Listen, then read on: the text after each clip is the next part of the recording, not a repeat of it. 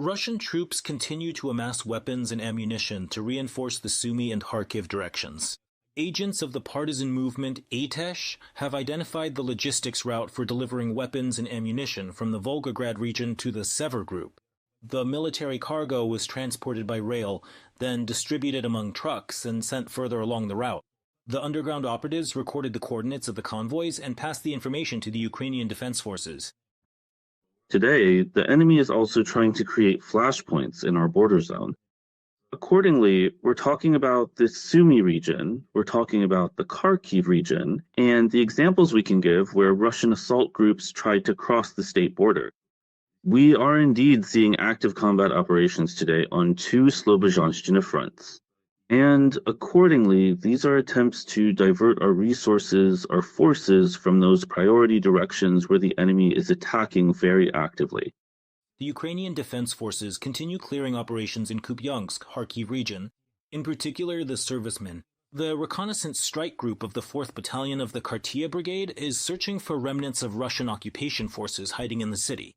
Ukrainian units are operating in difficult combat conditions, especially as the Russians are actively using FPV drones. At the same time, operators from the Strix Strike Drone Company are targeting the invaders right in the Harkiv region. For example, over the past day, the pilots managed to hit several Russian tanks and locate and destroy 5 enemy shelters along with the personnel inside, who were hiding there. Meanwhile, in the Lyman direction, the Russian army attacked Ukrainian positions in the areas of Novoselivka, Shandry-Holove, Kolodyazy, and Zarechne. Near Konstantinivka, the enemy carried out assault operations around Yablanivka, Rusy-Noyara, as well as towards Konstantinivka and Novopolivka. And on the Pokrovsk section of the front, Russian invaders tried to push back Ukraine's defense forces near Nikonorivka, Radinsky, Mirnograd, Kotlin, and towards Filia. Today, obviously, these are heavy losses, which have increased at the front. These losses are connected, among other things, with today as well, the weather. Russians always say, remember, that Father Frost helps them. But today, Father Frost is helping our defense forces too, because the number of 200s, the number of killed, is rising. Including due to the weather conditions, they can't evacuate everyone, and not all of them, and honestly, they don't really want to. The Russians are pulling reserves toward Pokrovsk in trying to break through the Ukrainian army's defenses. This was reported by the Commander-in-Chief of the Ukrainian Armed Forces, Alexander Syrsky. According to him, the highest number of combat clashes is recorded daily in the Pokrovsk and Mirnograd areas. According to the Commander-in-Chief, the main task of the Defense Forces is to strengthen the defense and ensure uninterrupted logistics. Special attention is being paid to effectively targeting Russian assault groups, and to coordinating actions between units. Syrsky ordered increased support for the troops, including with the use of drones. During a working trip in this direction, he worked with military command bodies and unit commanders directly on the ground. The enemy is trying to increase pressure, bringing up reserves to Pokrovsk, and looking for opportunities to break through our defenses, both through chaotic mass assaults and through covert advances, with small infantry groups.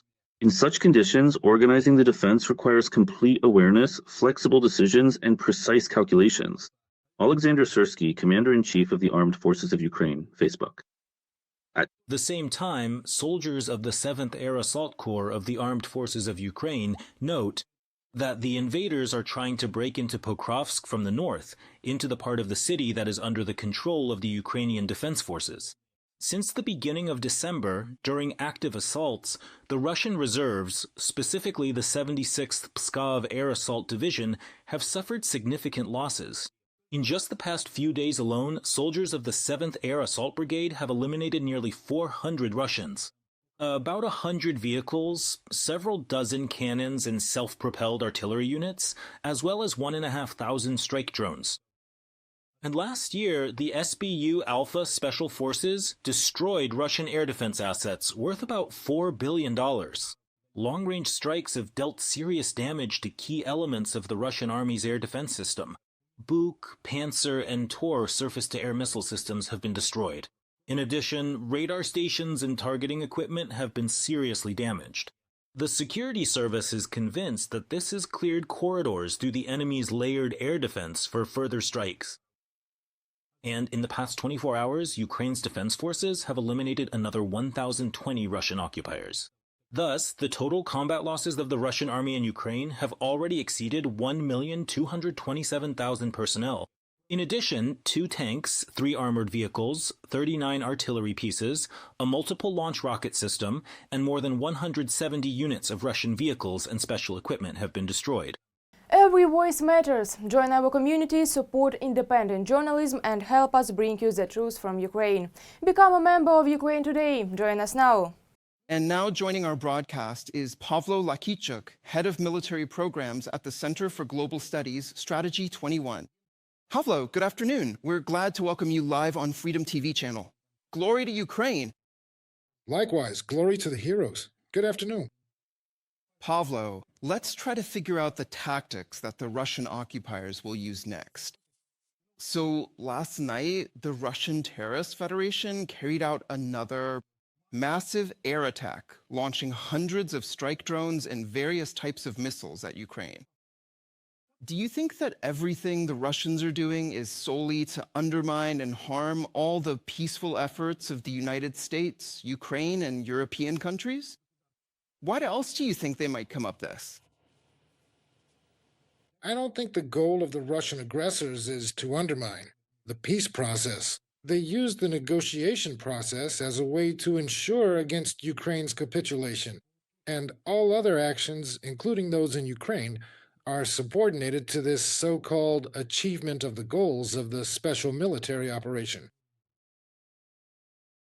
The intensive military strikes on Ukraine, the sustained aerial bombardments, this is a continuously unfolding and significant air offensive operation.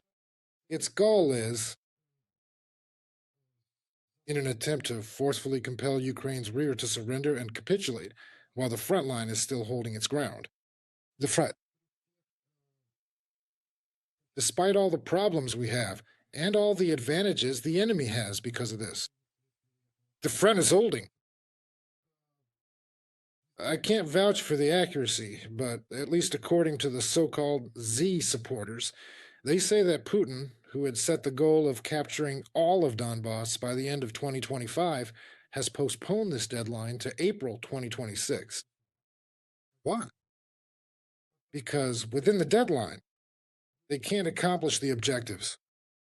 The summer strategic operation, a failure. The winter one, it seems, is also heading toward failure. Yes, the situation at the front is very difficult on most sectors, and at Pokrovsk, everywhere. At Tylema, at Siversk, Kostiantynivka, Pokrovsk, the entire Donbass direction, the south. The East Zaporizhia direction, Huliopole, Harkiv. The situation is very difficult. To the north, Kupiansk and Volchansk are also struggling. They're igniting. Hotspots of fighting along a broader front, already in Harkiv region and Sumy region and Chernihiv region. Why? They're stretching our defense forces there. But despite this, the front is holding. It's holding with great difficulty. There are some extremely tough areas, like Pokrovsk, Munoprak. A terrible battle. But there is no breakthrough at the front. They're not advancing now toward the rear of Kostiantynivka, toward Druzhkivka, toward Dobropilya, because Pokrovsk is holding. How many months has it been? And resources are being spent. I can't really characterize it or give a thorough analytical assessment, but trust my experience. There's this intuitive sense that the enemy's resources, the ones they've stockpiled for another ground offensive, are running out. So what's Putin supposed to do next? April? I want to capture Ukraine. That's why all these diplomatic efforts, wherever Dmitriev goes, whoever he meets with, even with Vikai Commissioner, it's just a cover, or more precisely, a stepping stone, a support to keep the war going. And? So really, how could things develop from here? Well, for example, in the most intense areas like near Pokrovsk or Huliopol, Russia is pulling reserves toward Pokrovsk and trying to break through the defenses of the Ukrainian armed forces. This was reported yesterday by Commander-in-Chief Sursky. According to him, every day in the Pokrovsk-Mirnograd area, there are about 50 combat clashes. He noted that the enemy is trying to increase its pressure on Ukrainian defenders and accordingly is using the tactic of chaotic large-scale assaults. But here's what's interesting. Just recently, we discussed that the Russian occupiers are using quite a lot of armored vehicles, for example, in the Pokrovsk-Mirnograd agglomeration area. And lately, infantry assaults have started up there again. There's very little equipment, and if there is any, it's only light vehicles. What could this mean, and what should we expect next? The use or non-use of heavy equipment is the prerogative of the commanders and unit leaders on the ground. One idiot thinks it's okay to send a tank column to be destroyed. Sure, it'll get burned, but it will allow the infantry to advance. The infantry could get about 500 meters closer, break through our positions, and get behind our lines. Another one prefers to send them in 2s or 3s. Let them go. However many make it through, that's what this tactic achieves. Military tactics are subject to constant change, depending on the weather, the presence of sheer human stupidity, the commander's inherent genius, or a multitude of various other unpredictable factors. At the same time, strategy gradually becomes more apparent and clear through these specific tactics. It finally becomes visible to all. Let's compare the enemy's spring-summer offensive campaign, a strategic offensive operation, with the autumn-winter one. By and large, both have the same concept devised by the Russian military. The Russian generals had a clear idea in mind: encircling, flanking strikes aimed at defeating, more precisely, encircling, surrounding, and destroying the operational groupings of our forces. Not just a brigade or a battalion, but entire sectors, with the goal of breaking our defenses and reaching operational freedom of movement. And for some reason, Putin was confident in this approach. But as we saw in the spring and summer, thanks to the resilience of our defense, these plans started to change on the fly. We see that instead of trying to bypass Dobrpilya and break through via Pokrovsk, Mirnograd towards Sloviansk, the Russians started to launch frontal assaults on Siversk.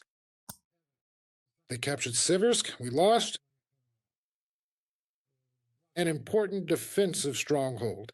But this also shows that those sweeping, grand plans are failing, and once again, reassessing their resources, they settle for a bird in a hand instead of chasing two in the bush. So, in this way, Pavel, but look, KDR. So in the Seversk area, they went for a frontal assault, even though they haven't used that tactic for quite a while now. Those direct attacks, they used to try to bypass populated areas and only attack afterward. For example, Russian troops can't hold their ground in Huliopole, so they're trying to isolate the city instead. This is being done through the same active assaults, massive airstrikes, and widespread mining. This was reported in an interview with Ukrinform by the spokesperson for the Southern Defence Forces.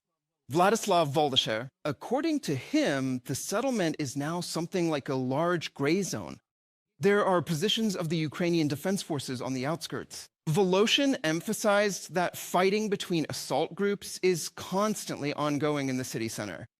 So, in your opinion, in the southern directions in general, and in the Zaporizhzhia region in particular, how might events develop further? well, Huliopol is not the enemy's ultimate goal. We need to look back several months. And the encirclement of Huliopol from the north, from the northeast, from the north, aiming toward the northwest. This isn't about Huliopol itself, it's about the enemy continuing their attempts to advance on the flanks and rear of our entire southern group. It's exactly like Donbass, just on a smaller scale. In exactly the same way, along the Donetsk-Zaporizhzhia highway, they are trying to move through our rear, hitting our flanks and back lines. At the same time, they're trying to bypass the Harkiv directions from the southwest, breaking through our defensive line. So, if they successfully manage to execute this plan, they will completely surround and trap our entire southern group of forces and establish a decisive strategic advantage over us. But the stubborn resistance from the same area, Kuleopol, has begun to cast a very serious shadow of doubt on these strategic plans. Look, in recent weeks and days, the aggressive forward advance of the enemy forces in the south has decelerated quite dramatically and sharply, primarily because the overall intensity of the fighting has intensified to a significantly higher degree. But really, what you just mentioned, the deadline that the Russian occupiers set for themselves was to occupy the entire Donetsk region by April 1st of this year. It's absolutely clear that these plans are just typical Russian wishful thinking. And yet, what is this self-deception of theirs actually based on? They really don't have enough reserves. In fact, Ukrainian defenders wear down as many as the Russians managed to recruit in a month. Nothing fundamentally changes for them in this regard. They basically don't have any modern new equipment. Right now, they're only using old resources. So something must have been the basis for these statements.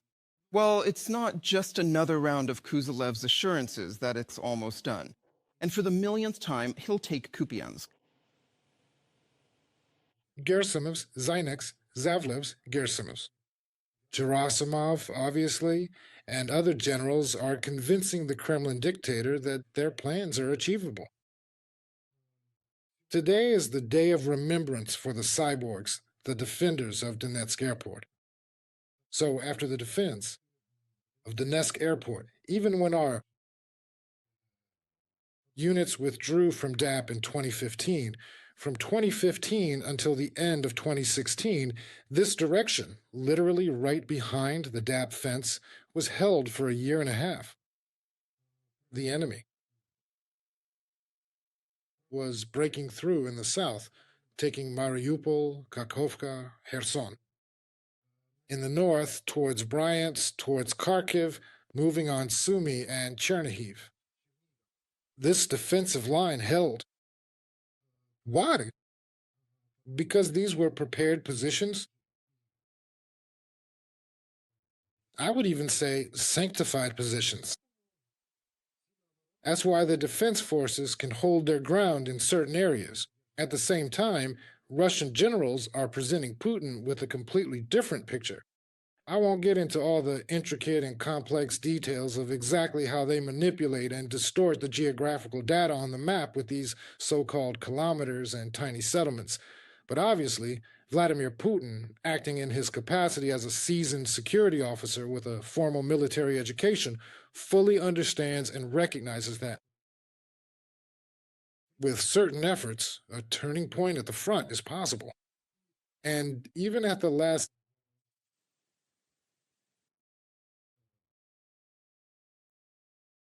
final meeting of the board of the Ministry of Defense of the Russian Federation, Belousov and Putin talked about how they had seized the initiative from the Ukrainians on the battlefield. So now, we're going to push too. The year 2025 has passed, and Putin and Belousov keep saying that they're holding on to the initiative. And if they're holding on to the initiative, then the possibility of breaking through Ukraine's defenses is only theoretical. It exists. Our strategic command, our dedicated defenders, approach challenges differently. God willing, we'll hold on. I truly believe that the strategic plans of Vladimir Putin will ultimately fail to reach their intended fruition or success this time either. Pavel, it's interesting. We started our conversation today with the barbaric attack by the Russians on peaceful Ukrainian cities. Let's talk about countering these terrorist attacks and wrap up our conversation for today on that note. Just a day before this massive Russian attack, Ukraine received the necessary missiles for its air defense systems, which significantly strengthened the protection of Ukrainian skies. President Volodymyr Zelensky stated this while commenting on the initial reports following the overnight strike. The president emphasized that missiles for Patriots, NASAMS, and other air defense systems are critically important for us. Right now, every package of military aid directly affects Ukraine's security. In your opinion, lately there has been a lot of talk about providing as much protection as possible for Ukrainian skies. What do we perhaps still lack? What else is needed to actually achieve this goal? What do you think? Everything. We lack aviation, we lack... Strike aircraft. Many things here, of course, are consumables. We don't have enough surface-to-air missiles. We don't have enough missile systems. We don't have enough anti-aircraft missile systems themselves. We don't have enough light aircraft to destroy those same drones, because that's the lion's share of the enemy's strike capabilities directed at us. By the way, Siersky. It was Siersky who painted this rather grim picture regarding the Russians' capabilities, especially when it comes to drones. Although today, the main focus was clearly on ballistic missiles, but it's too late. Near my house, I heard the Patriot system in action. And despite the fact that about 12.5 ballistic missiles were used, actually more than 12.5, if I'm not mistaken, if you count the Iskanders plus the Kinzhal missiles, plus the hypersonic ones, similar in characteristics to Zircons, and the K-22s. So the enemy's main focus was clear. This time, it was on overcoming our air defense, equipped with advanced weapons that our current air defense systems simply cannot stop. Thank God. This assistance from our European partners arrived just in time. Besides that, it's also thanks to our air defense warriors. Because it's not just about the equipment, it's also about the people. When it comes to the staffing and resources of our air defense, that's what we need to look at. And if the air defense regimen is at least 80% staffed, that allows people to take combat duty in shifts. But if it's 50% or less, then the effectiveness is accordingly low. This is precisely the reason why our air defense forces are achieving what many consider to be the impossible.